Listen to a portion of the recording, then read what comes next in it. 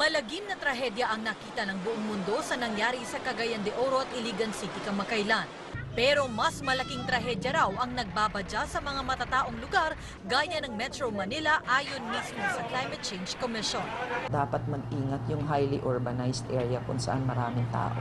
Karamihan nan sa atin marami nakatira sa coastal areas at kung nasa urban areas, nasa tabi ng mga ilog.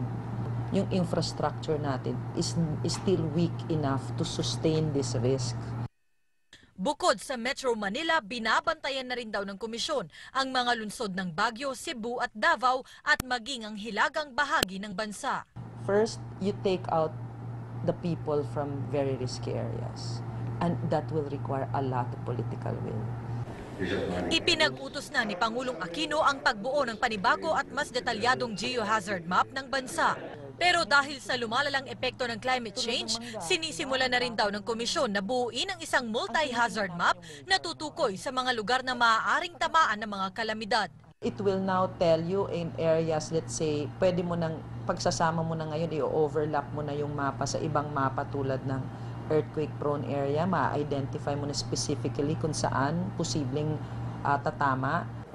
Hihilingin din daw nito sa pag-asa na gawing simple ang pagbibigay ng babala ng ulan at bagyo.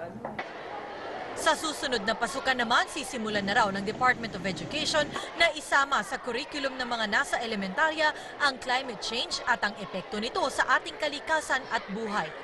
Royces Nagsibal, News 5.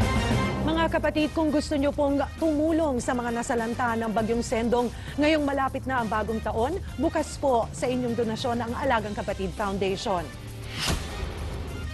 Pwede po kayo magbigay ng cash donation sa account name na Alagang Kapatid Foundation Incorporated na naka-open sa BDO at BPI. Sa mga kapatid natin abroad, pwedeng mag-deposit sa dollar account na naka-flash sa inyong screen.